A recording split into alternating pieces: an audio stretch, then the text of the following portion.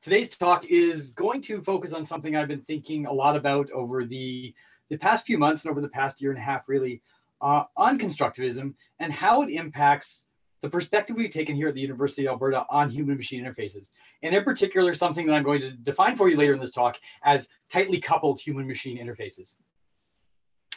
The objectives, I like having good learning objectives on my talk slides. So I do hope that by the end of this talk, you will have together been able to define constructivism and also the phrase tightly coupled in the context of human-machine interfaces and specifically neuroprostheses. And one of my objectives of this talk is to propose that tightly coupled interfaces should in fact be partially or fully constructivist if we hope to maximize their full potential. And if there's time, and honestly, I just pulled my professor powers out of my hat and started making this talk yesterday. So if we have time by the end of the talk, and I actually timed this well, I'm hoping to give you some concrete examples of our work here at the University of Alberta over the last 10 years on constructing things like policies, predictions, and state on the behalf of machine agents so that they might interact with humans with upper limb prostheses. So that's the objectives. And just as a pro tip for anyone who wants to make a talk on short notice, stick yourself in an uncomfortable chair with your arms like this and start cutting, pasting slides. And it feels like you're just on an airplane on the way to the conference. And I tell you, it really motivates you to make your talk. So let's just start out with, and this is a slide I'm sure some of you have seen before, but I'm going to start out with some motivating examples. And this is the example of cortical implants, and in particular, an image from some of the recent work by Neuralink.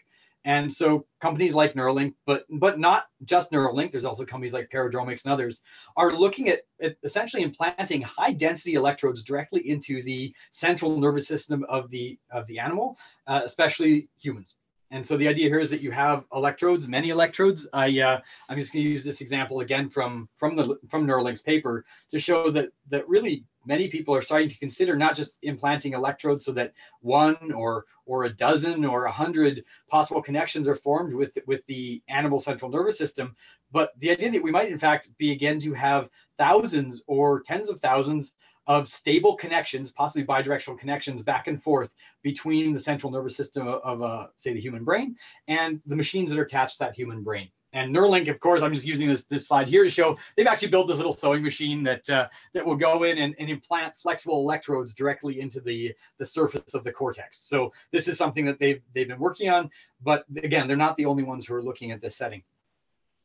Moving a little bit farther down the central nervous system, there are companies, this is an example of an interaction between Intel AI, Brown, and others, to look at how a injured spinal cord might be bypassed by way of a high density interface or a medium density interface, essentially something that can look at bridging this damaged part of the spinal cord. And some work that I'm very excited about from Max Ortiz-Catalan and others this was published in New England Journal of Medicine is looking at the integration of robotic devices with human bones, human muscles, and human nerves. The idea that we might not only be able to put machines in contact with the human body, but that the density of connections might be very high, the intimacy of the coupling might be very high, and that the machine itself might be integrated directly into the bone structure of the human body with electrodes running under the skin through that implant into and out of the bone into the muscles or nerves of the human body to provide bidirectional communication in a very direct and in contact way between a machine and a human. These are examples that are largely research examples that I've shown you so far, but that's not to say that we don't have examples of machines that are what again I'll define as tightly coupled to the human body in current commercial and clinical use. People are actually wearing devices that I would construe as being tightly coupled to their body in their daily life. These are things that they were prescribed in a clinic and now use. Machines that might be robotic, have multiple actuators, and even have machine learning within them. And in fact, any of you could go to some of your consumer electronics stores and depending on which products are currently active or discontinued, be able to go and procure a device that you could argue as being in direct contact with you and providing either one directional or two directional communication with the tissue of your body. So this isn't something that's just limited to the clinical arena. There are examples of interfaces between people and machine that I will argue are tightly coupled that we are seeing now even in the consumer domain. So this gets me back to the picture that many of you have probably seen. So I'll just take a sip of tea and everyone can be like, yeah, we've seen this slide from Pilarski already. I changed the words, I promise. But really the slide which talks about the two agents that are interacting, where both agents are both providing and receiving a diversity of signals, and where in some way or another, machine intelligence is serving as the broker of that relationship. It is serving as the thing that glues together those two parts or provides a seamless interface between them so that they can act to maximize their capacities or their abilities. So that'll get me to sort of the first big thesis point of the talk. And this is what I'm going to argue for you today. And you can, I hope that you're all free to disagree with me or to challenge me on this, but I really believe, and I've been reflecting on this, that progress in tightly coupled interfaces, especially human-machine interfaces, really does rely on the construction from ongoing experience of things like representations, predictions, policy, and models on the part of all agents interacting in that interface, specifically on the part of both humans and machines. So again, that construction of representations, policies, predictions, and models, and other things too, is incredibly important to very functional, tightly coupled interfaces between one or more human or machine agents. So now we get into the part where I use examples from the past to define constructivism. I see Graham Dowdell is smiling. He's like, oh, yep, got PAI. I'm solid with Piaget. But I'd be remiss at not citing Jean Piaget here as someone who introduced many of the core ideas still of constructivism, especially in development and learning, and human learning especially. And I will paraphrase Piaget and not try to dive too deeply, but to say that really constructivism is a perspective where all of what an agent knows, or much of what an agent knows, or in fact, everything that agent is constructed from its playful interactions with the world around it. That the data streams an agent interacts with, in fact, is used to construct what it knows about the world, how it represents the world, and how it encodes the patterns of that world. So this is me putting some of my terminology on Piaget, but this is really I think a core idea that I want to reinforce, that the idea of building the knowledge of a machine, of building what the machine is from its raw interactions with the world around it, with the data streams that it's presented with and that flow to and from it, and that this is really important. So this is like my quick summary of constructivism, and I could give a whole talk on this, and there's others here that are probably better suited to give a whole talk on it than I am. So I will move on and say that as we start to use these terminology, I use intelligence, and I didn't define it yet. So I'm going to jump here to McCarthy's definition, and McCarthy coined the term artificial intelligence in 1955, and stated that in his own words, that intelligence is the computational part of the ability to achieve goals in the world. And more fully than this, that artificial intelligence is the science and engineering of making intelligent machines, especially intelligent computer programs. So weaving those together, it's the science and engineering of making machines that exhibit the computational part of the ability to achieve goals in the world. That's McCarthy. And moving on from there, so I'm sort of building up through historical examples.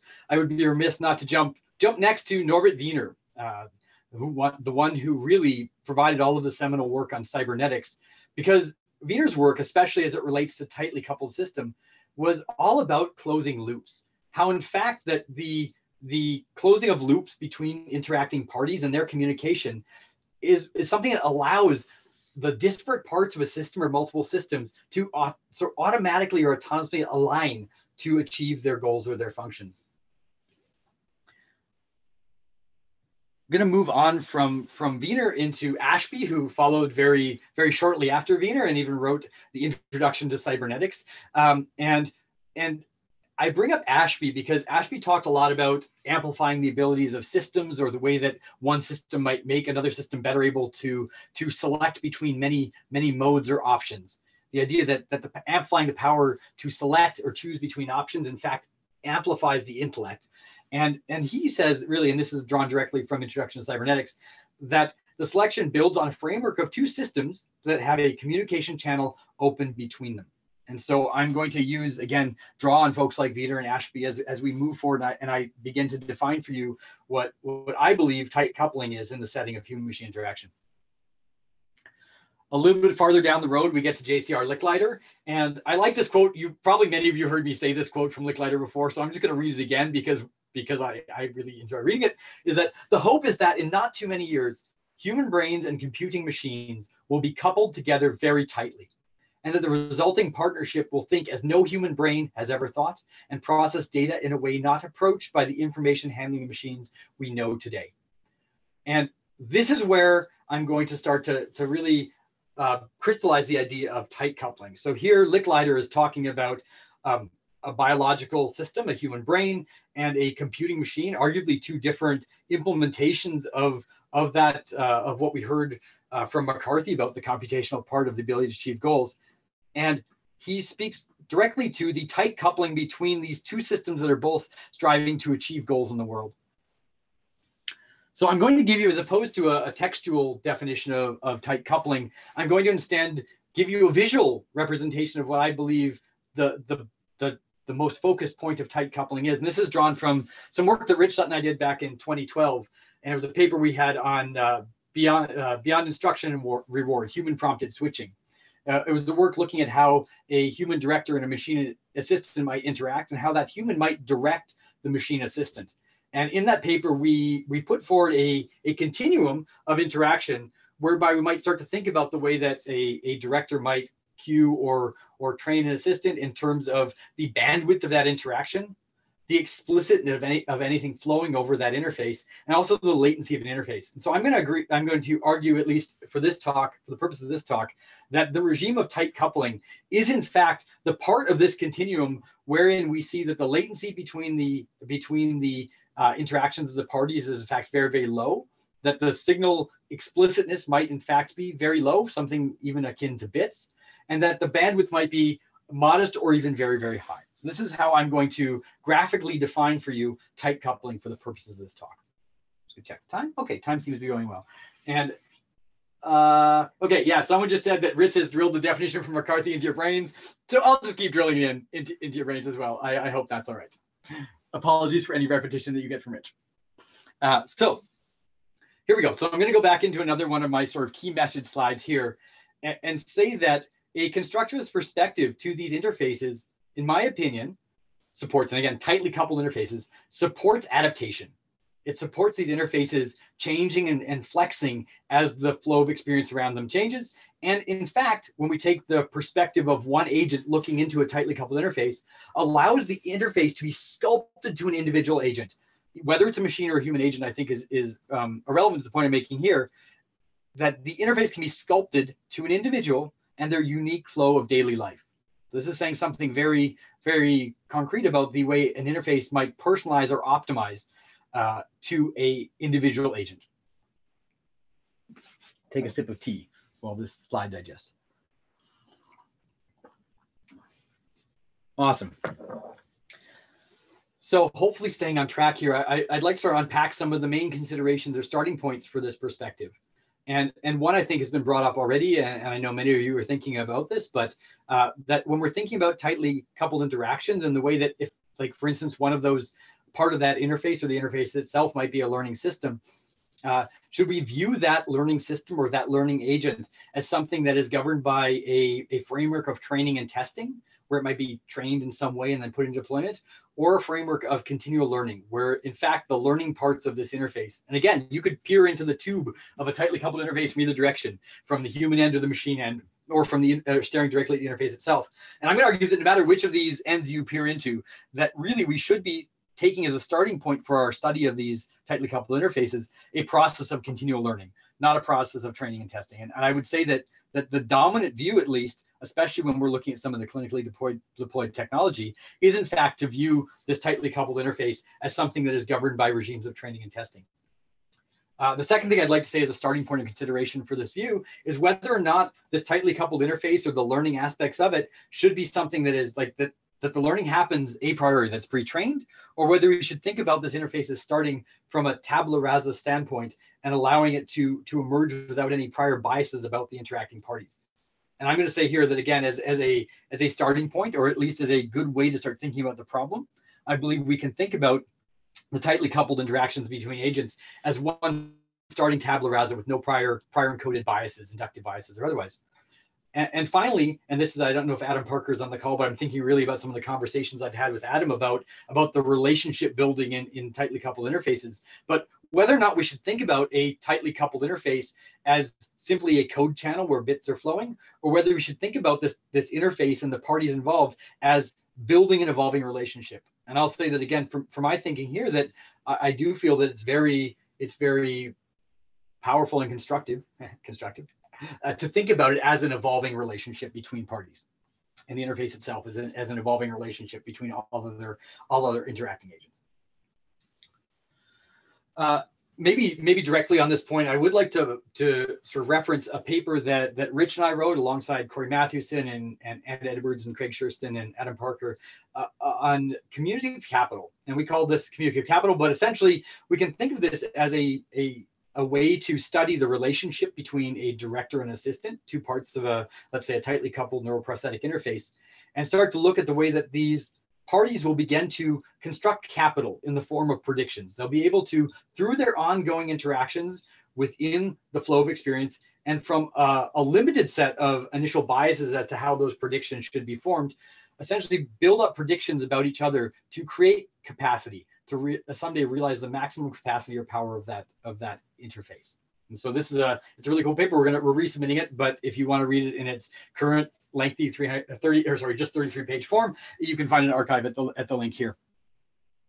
But this is how we've studied over the past decade the interactions between people with, say, upper limb amputation, someone who's lost their upper limb due to injury or illness, and the technologies that they interact with to be able to better engage with the world around them. So this is the perspective we've taken, and over that time we've looked at many different ways that individuals and machines might interact, with a focus on how those machines might adapt or change or learn over time to best fit the needs of the individuals, without assuming anything about the needs of the individuals in advance in the way that we design these systems. We've looked at this as Gotham Vasson, who was in the lab and is now working with Rupam, but this is Gotham shaking hands with one of our robotic systems. And we've looked at a variety of different kinds of interactions, wearable systems, and also people interacting with systems that might not be directly attached to their bodies. In terms of the actual examples here, and I'm going to go through these briefly in the interest of time so we can spend more time on questions, that over the last 10 years, we really have explored a range of different ways that an upper limb prosthesis might in fact interact with an individual, and how it might construct everything it means about its policy or its predictions or its state from those raw direct interactions with a person. So some of our earliest work was on, in fact, prosthesis playfully trying to explore its policy space while learning from human delivered rewards. So this is really saying that there is no a priori definition of task or some way of thinking about what the prosthesis should be doing. We looked at how a person might use their own preferences or their own valuations of goodness and badness to help a limb sculpt. Hey, Bryn. Sorry, seeing children walking onto video forms. All right, how a person might actually start to sculpt the interactions that they have with their prosthesis in terms of their own preferences. We looked at how systems might begin to learn coordination or joint symmetries directly from the flow of experience, as opposed to programming in synergies in advance. Looked at ways that, in fact, feedback from a device in terms of the cues it signals back to a human user, how a prosthesis might begin to, in fact, learn the most effective ways to signal back to an individual. Some of Gotham's work, in fact, was on how one might train a prosthesis with another limb. So how you might actually even show a robotic device attached to the body how to behave and how it might learn its policies from those demonstrations without, again, any kind of a priori task definition. And moving on to how we start to think about those machines building up their views into the world. For instance, how they might begin to build large collections of predictive elements that can predict all of the different aspects of how the world changes and how those predictions might be wrong, and even when they might be wrong, and start to look at identifying whole patterns in the flow of data coming into and out of a neuroprosthetic system, for instance, through processes of step-size adaptation. So I don't want to dwell on these examples. I will say that they are all constructed based on sensory motor interactions with an individual and what they do, but not with some objective definition of task. I also give a shout out to Ashley Dalrymple, I think is on the call. Ashley's doctoral work with some really awesome work on Pavlovian control for spinal cord injuries. And I think it also embodies some of this idea of how a system might learn through its interactions with the data stream, how to predict the future and use that future to change the state machines or the conditions by which it operates. So I just want to shout out that work as well. I think it's really cool and exciting work. I will focus in the remaining time. I'll just give you one last example. And I think this is a fantastic example of some of what I mean by constructing the interface, or tightly coupled interface, through experience. And this is the example from Ann Edwards' thesis work on adaptive and autonomous switching. And sort of set the stage from this, I'll maybe share one of a more common view into not just neuroprostheses, but in fact, many of the devices we use in the world around us. We might imagine a system like the robot limb shown here on the slide, where there are many different possible modes or functions that device could perform. In the case of a robotic limb, you could think of like rotating your wrist and opening and closing your hand, bending your wrist, bending your elbow, and then articulating your shoulder. So these are many modes and functions. We might see that the person who's trying to direct or control or interact with the system, in fact, has a very limited control channel. Maybe they can only move a degree of control in one direction or another. And they may also have this privileged channel, which allows them to switch their intent, their intention, or their focus between the many different modes or functions of the device they're interacting with. So this is the switching context. And again, it's very common in rehabilitation technology. It's also very common in all the other devices you probably have around the house with you. Everything from your toaster oven trying to switch from like bake mode to toast mode and then pressing the start button. So we looked at this setting and how a machine learner that is engaged with this system might be able to watch an individual and what they do, how a human in fact interacts with this switching-based interface to build up from scratch predictions about what someone's going to do and when they're going to do it. In this case, someone with an upper limb amputation using a robotic arm to do pick and place tasks, maybe moving all of the balls in one side of a box to another side of a box. So having the system, instead of us trying to define policies or define the kind of optimal solution for this task, to see how a system might build predictions about what a person uses and when they use it, so they can better give them what they want when they want it. There's some really nice demonstrations that Anne provided in her work of cases where this process of learning from the ground up what a person does starts at gold standard performance, essentially the best someone could do without these constructed predictions in the loop, and would actually start to rapidly get to a point where the person would be able to operate the device, interact with the device with many less manual interactions than would have been possible with the conventional interface. So by constructing these predictions from experience, the system was able to optimize the flow of experience for the person, allowing them to do tasks faster and with less manual interactions. And this is really, and we also showed that not just that the system could learn by watching and through interaction, how a person might begin to switch through the modes and functions, and also showed that the system could in fact learn when a person wanted to switch, and in conditions where it was very certain, begin to both cue the person about its intentions, and also begin to in some cases operate that switching interface for the person, while still giving them the opportunity to teach it different things or to undo the thing that the system did if it wasn't quite correct. There's a large body of work that we have on this. I think it's a very compelling body of work, and I'd encourage anyone to say, especially if you want to see how many different multimodal channels of experience are fused together into a very small architecture of generalized value functions. For those who know what that is, this is, I think, a really cool body of work that shows the actual practical use of general value functions, along with, again, Ashley Dalrymple's work showing how general value functions might impact standing and walking and spinal cord injury. And so I'm just going to go back. I'm wrapping up very shortly, and I'll try again to stay on time with both the talk and the question period. But the main piece of all this is really that we, again, take this view into two systems that are interacting, where the input and output streams to these two systems is very diverse. It's multimodal. It's often complex. And again, using my definition of tight coupling from earlier, wherein this interface is in fact arguably high bandwidth, low latency, and wherein this interface might have very low explicitness on the channels. We're not sending whole essays along these channels. We're maybe just toggling bits, or there's a single scalar signal wobbling on any one of these particular lines of interaction. And then to state that, not in addition to the two agents in this interface beginning to adapt to each other in a way that is in fact constructed playfully through their interactions, that this is in fact a relationship of ongoing change and modeling on the part of both agents, but in fact that if there is machine intelligence which is providing the glue between these two learning systems, each trying to achieve the computational part of the ability to achieve goals in the world, is that constructing that piece of machine intelligence, that glue or keystone that holds them together, is during a continual interaction, is in fact a good idea, and maybe a necessary idea for realizing the true potential of neuroprosthetic technologies, and more broadly, any kind of tightly coupled interaction between two agents, human or machine. So I'm going to move into the summary slide, and then we really will be done, and we'll have plenty of time for questions, and Sheila won't yell at me for being over time, and that will be amazing. I'll get to my summary slide. Is that I think the core idea in this talk, and what I've argued a couple of times over the last 15 minutes or so, is that constructing representations, predictions, policies, and models is important, but that these things, often we construct them as designers, or we construct a lot of what they are as designers, but that in fact, allowing these representations, predictions, policies, and models, and even their underlying parameters, allowing that to be constructed from ongoing experience, the ongoing interactions between two parts of a tightly coupled interface, is in fact critical. And it lets that tightly coupled interface specialize to individual human and machine agents and their needs in a way that all of the other real competitors in this space are unable to do, that other systems aren't, that say perhaps are governed by a training testing regime, or that are not continual in their nature and continually adapting systems that in fact inject a large number of a priori biases about how the agents in this interaction will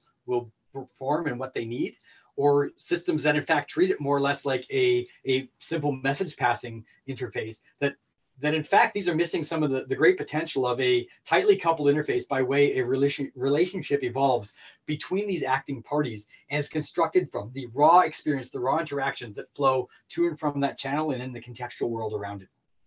So with that, I'm going to thank you all for your time and humoring me on what was, again, a very hastily constructed talk. So I apologize if I have not argued some of my points compellingly, but I really appreciate the opportunity to share that with everyone here. I'm sorry we're not all in person, so you can see me dancing around and like scribbling stuff on boards and the usual things, shenanigans I pull at tea time talks. But now I think we have time for any questions.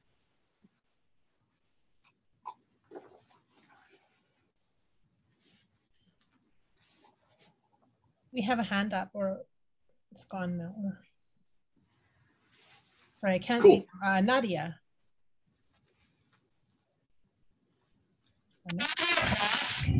I use my reactions wrong.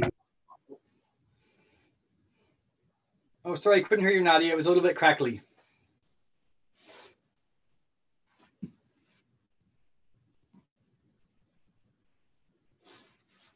Oh, I see lots of hands. I don't know how to use Zoom. I'm also one of those people like, I don't know how to use Zoom. Zoom, why? Rupam, why'd you suggest we use Zoom? I have no idea how to use this interface. So if you want to ask a question, please try to figure out which one of you went first and just take yourself off mute and we can chat if that's okay.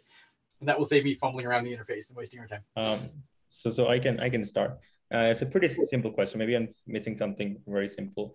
So I think what you're arguing is that you have a human and then you have this prosthetic and you want both of them to be continual learning. But why is it not sufficient if the human is learning?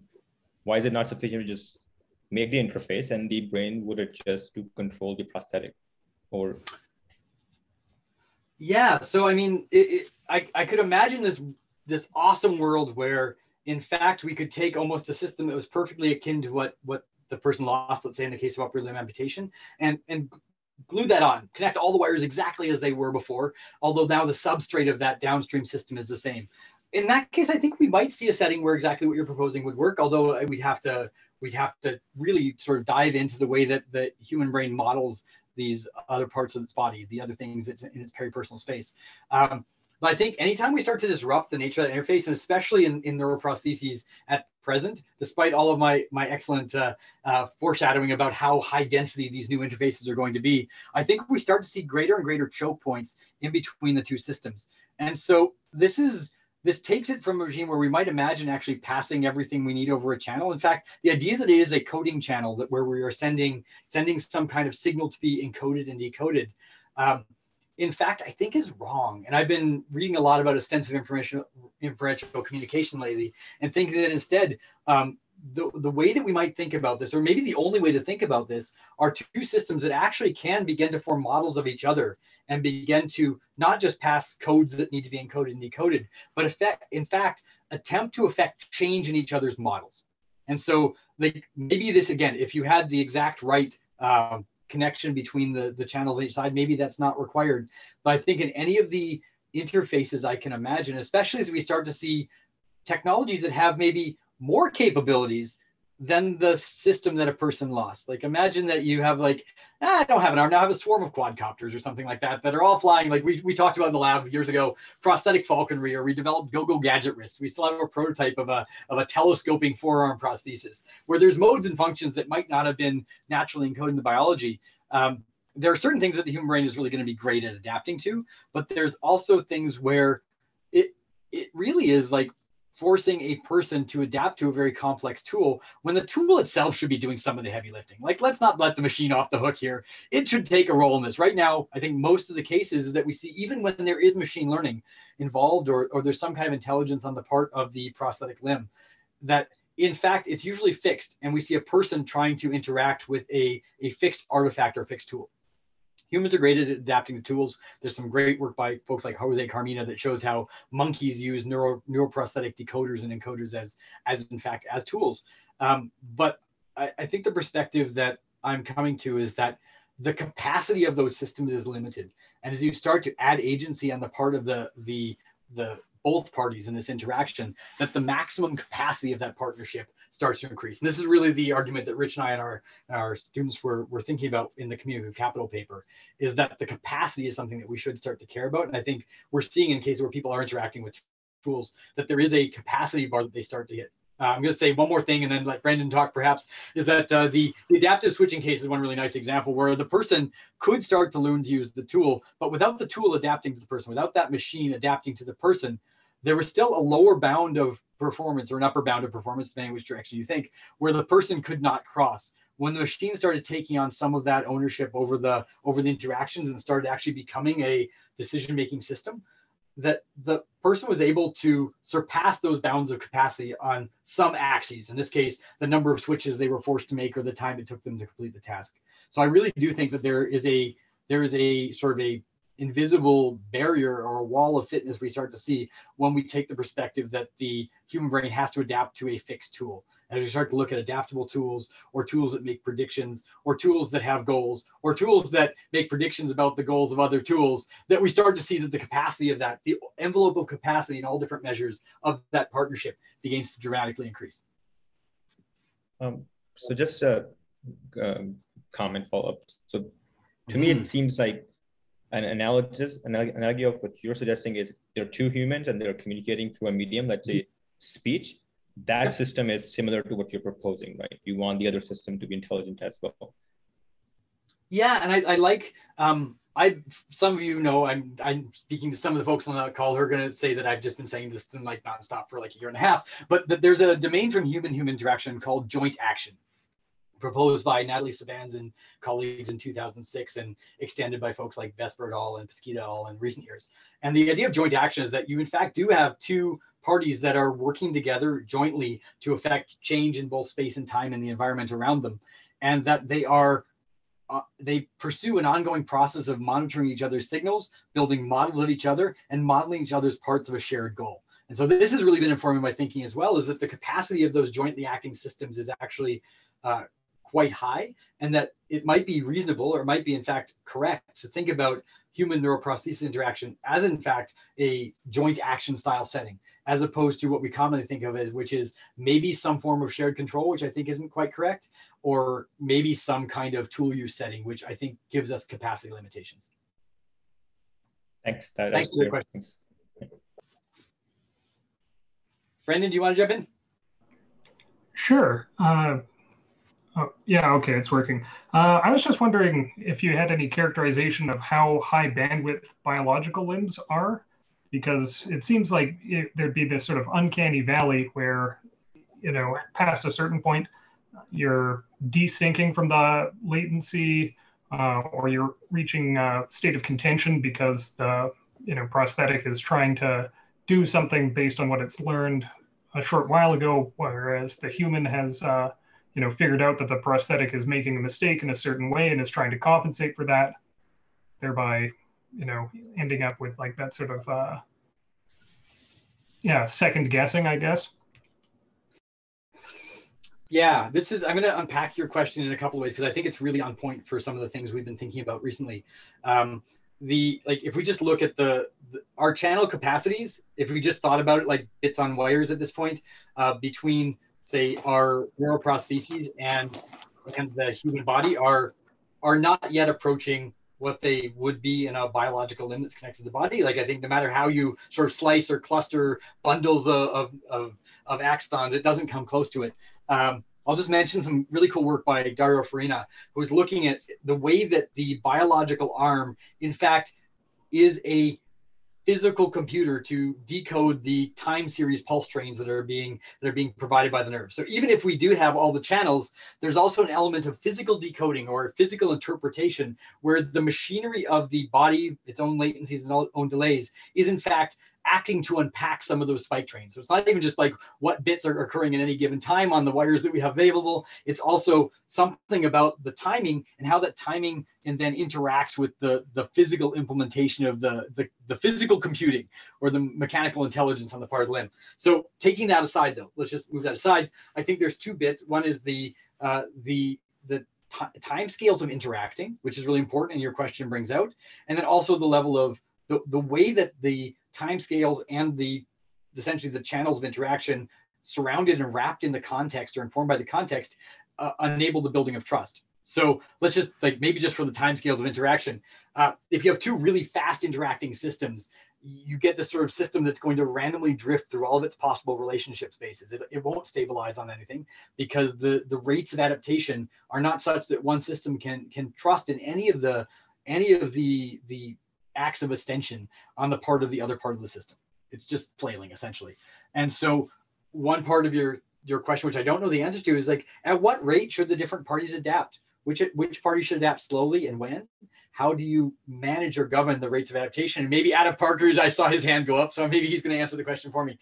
But then the other bit really is, in fact, with respect to and this is something I've actually seen, like, for my own experiments with myself as a participant in the last couple of weeks, I've even seen that the initial interactions on whatever channel you have available, no matter how thin, are in fact very, very important in building up both trust and also the willingness and capacity to adapt. So I've had some experiments recently looking at very simple interactions with machines, wherein those initial, like even low bandwidth but fast interaction, low latency interactions, in fact, did radically change how I was willing to sculpt the machine over time as that relationship emerged. So that was really cool. And I think it speaks to the other part of your question, which is like, how do the latencies actually inform that emerging relationship? Anyway, so I think those are all important. I don't think we have answers, at least I do not feel like I have, certainly not theoretical answers and not even empirical answers to some of them. And the first question, I remember when I was presenting the work on, it was in, I think was it BioRob? No, it was ICOR in Switzerland, the conference in Switzerland back in 2011. I was first presenting the work on like using reward to train a prosthesis controller. And the question I got from one of the prosthetic technology folks who was at the conference as well was, well, how do you manage the learning rate of both the person and the machine so that they can actually co-adapt fruitfully? And that question, I don't have an answer to that. And I think it's still something that we've been studying quite concertedly since that time and will continue to for some time. Hopefully that helps. And I didn't give you a firm, concise answer, but I still think it's a reasonable one. Maybe can I jump over to Adam now? Is that okay? Yeah, go for it. Cool. Adam, are you going to call me out on my assumptions or to ask me to redo parts of my talk? If so, I appreciate it. No, I don't think so. It took me a long time to find the raise hand button. So the timing was coincidental. You mentioned about the tabula rasa learning, but in cases like adaptive switching, the system is designed to work a certain way initially. Yep. And could that not potentially end up being like the learnings are all starting unbiased, but the way the system performs initially, could that not be something that adds a bias to the way it's learning? And yeah, should we be worried about this? Should we be designing systems? Should adaptive switching just be throwing out random joints and still start to figure out what the person wants? Or so Adam's making a point, which I think is a really, really astute one, which is that we, in fact, did inject bias into adaptive switching, and unapologetically so, wherein the system is making predictions about the joint, the different motions of the joints. There's many predictions that a system might make in an interface. There's like a zillion of them, in fact. It actually seems like a very simple setting, but it's in fact quite quite a diverse setting with respect to the predictions that a learning machine in a prosthesis might make about that flow of experience. And so Adam's making the point that, yeah, we actually grabbed a few of those predictions, and then we decided how those predictions would be integrated into the state machine that changed how a person interacted with the system. That was done in a very much a practical sense because we were trying to create something that would be in short order. Like we're talking in the scale of human machine interaction, the system starts to figure out what the person wants within an order of like minutes, sometimes less than a minute for simple tasks, and is able to then optimize within a very short amount of time. There's another regime, which I think Adam was calling out, and I think we should in fact pursue, which is where those questions themselves, the representations that they are based on, and other aspects of the system are in fact also generated. So those of you out there that are excited about things like general value function discovery, or how you might start to build predictive questions or options, or even state features that you might want to ask a question about from the raw stream of experience, this is the next step. It's going to the next step, which is saying that in fact the system not just constructs the answers to predictions that it might be framed, but in fact construct those predictions themselves and all the state that is based on from that raw stream of experience. We started in the middle point, I think, of that construction process, and now we're working backwards towards that earlier frame, as opposed to starting from the case where we have just simply the raw signals and no predictions. But yeah, this is, I think, something that's a high priority thing, and I'm really excited to see what happens. Thanks, Adam. And Ashley says adaptive switching is like going from multi-tap text messaging to predictive typing. Yeah, totally. That's a great analogy.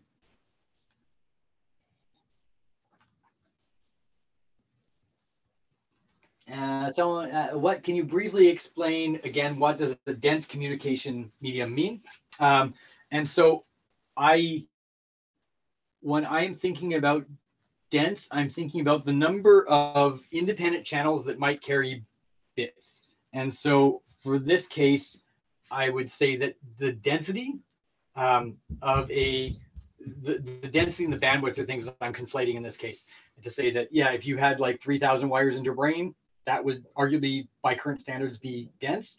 If you had tens of thousands of signals per square centimeter, which is what Paradromics Inc. is looking at doing in the States, that is also a dense communication medium. So again, I'm answering, like, I don't have a general answer for like in any given situation, how would I define something as dense or sparse with respect to it, but I'm thinking really here not density in terms of the frequency with which bits might be appearing on those channels, but really density in terms of the number of channels compared to state of the art. So maybe that was the question you're asking, is really like, I'm making some claim about the sparsity on the channels available. In this case, I think I'm not actually making any claim about the sparsity or lack of sparsity on the channels that are present.